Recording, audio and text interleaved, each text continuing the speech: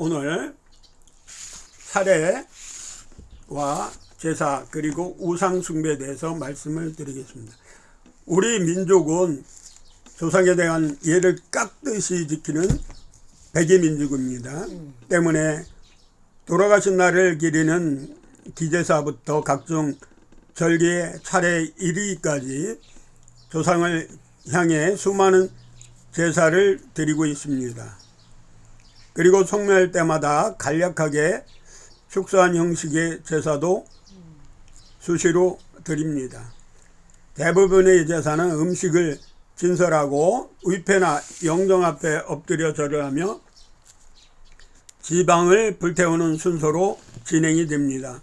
때문에 이러한 형태의 조상 섬김은 조상에 대한 단순한 예를 갖추기보다 그 이상의 의미를 가지고 있기가 일쑤입니다. 왜냐하면 원래의 제사의 유래는 조상을 신격화하여 섬기던 조상신 숭배가 그 근간을 있기 때문입니다.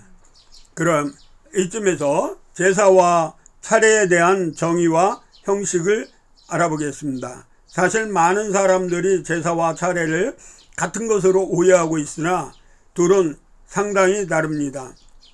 제사에 대해서 먼저 말씀드리겠습니다.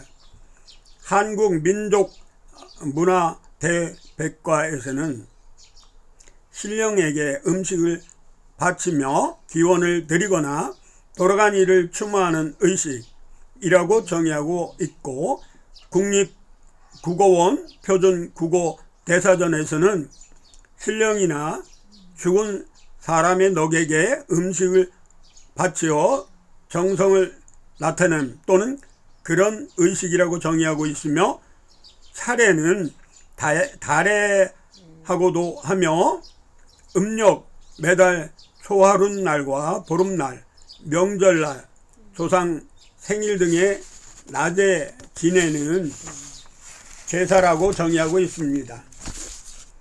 차례는 글자 그대로 차를 올리는 예를 의미하며 다른 말로는 달해라고도 하는데, 예전에 우리 선조들은 조상의 신주를 모신 사당에 음력, 매달, 초하룻날과 보름날, 명절날, 조상 생일 등의 낮에 제사를 지내는데, 이때는 술을 올리지 않고 대신 차를 올렸었기에 차례라고 부르게 되었습니다. 일설에 의하면 설이나 추석 등의 명절날이 되면 우순들과 명절을 즐기기에 송구스러워 조상님들께도 명절 아침에 차례라 하여 제사를 올린 것으로 일종의 잔치이기 때문에 별도의 예법 없이 자유로운 것이 특징이었습니다. 또한 원래 차례 때는 차를 올려야 하나 종종 술로 대체하여 올렸었는데, 그 이유는 우리나라 차 생산량이 부족해 백성들이 제례에 차를 사용할 경우 중국 등지에 비싼 외국산 차를 사용할 수밖에 없었기 때문에 차 대신 술을 사용하게 되었다는 설이 있습니다. 반면에 제사는 우리 고유의 미풍양속이 아니라 중국의 예법이 흘러들어온 것으로 실제 뿌리는 주사학이며, 우리나라에서는 고려 말쯤에 들어와 조선시대를 거치는 동안에 태계 이황을 중심으로 한 성리학을 통해 제사법이 본격적으로 기틀을 잡게 된 것이라고 합니다. 다시 말해 정리해보면, 차례가 명절날 아침에 다같이 즐기는 잔치인 반면에 제사는 부모님 등 조상님과 귀신에게 올리는 엄숙한 유기의 제례이며, 주로 영혼의 활동이 활발하고 자유롭다고 믿었던 한밤중에 지냈습니다. 내친 김에 잠시 우리나라의 제사의 종류를 살펴보겠습니다. 돌아가신 날, 즉 기일에 모시는 것을 기제사라 하고, 기제사와 차례 외에 시제가 있습니다. 이는 조상의 묘세에서 지내는 제사라 하여 묘사라고도 합니다. 대개 조상의 제사는 4대까지만 기제사로 지내고 그 이상의 조상은 함께 묘제를 지냅니다. 앞서 미리 언급했지만은 세상 사람들은 물론이고 간혹 기독교인 중에도 제사는 돌아가신 부모를 추모하고 남아있는 가족의 화목을 위한 우리의 미풍 양속일 뿐 귀신과는 전혀 상관없는 풍속일 뿐이라며 제사를 드리지 않는 기독교인을 욕하거나 핍박하는 분들이 계시는데, 이는 제사의 유래와 원래의 취지를 전혀 모르는 무식한 분들의 잘못된 생각입니다. 이에 관해서는 제사에 대해 우리네 조상들이 어떤 생각과 태도를 가지고 있었는지 조금만 살펴봐도 아주 잘 알 수 있습니다. 율곡 이인은 경몽유결을 통해서 정월 초하루 정조와 동지, 초하루와 보름에는 참례하고 속절, 단오, 추석, 중앙절 등에는 제철 음식을 올려야 한다. 이렇게 하고서야 제사를 드릴 때에 얼굴이 보이는 듯 하고 음성이 들리는 듯 하니 정성이 지극해야 신령이 흠양하실 것이다 라고 영적인 존재가 제사의 대상임을 분명히 하였습니다.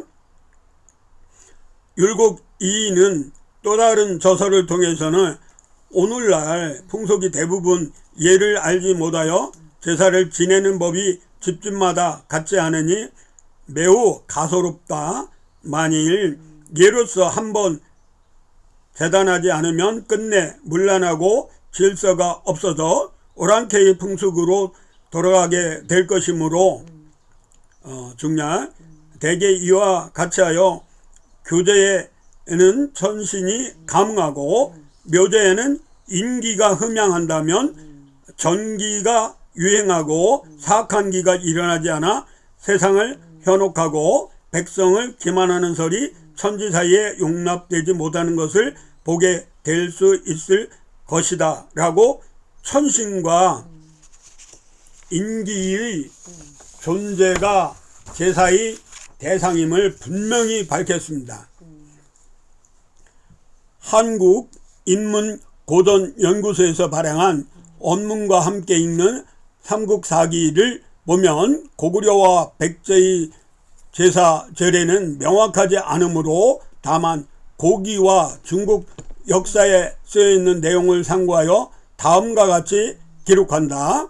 후한서에 고구려는 귀신과 사직과 영성의 제사 지내기를 좋아하였다. 10월에는 하늘의 제사를 지내려고 사람들이 많이 모였는데 이를 동맹이라고 한다. 나라의 동쪽에 큰 굴이 있는데 이를 수신이라 부르고 역시 10월에 그 신을 맞이하는 제사를 지낸다. 또한 양서에 고구려는 왕궁 왼편에 큰 집을 세우고 귀신에게 제사를 지냈으며 겨울에는 영성과 사직의 제사를 지낸다고 기록되어 있는 것을 보더라도 제사는 귀신, 즉 우상과 밀접한 관계를 쉽게 알 수 있습니다.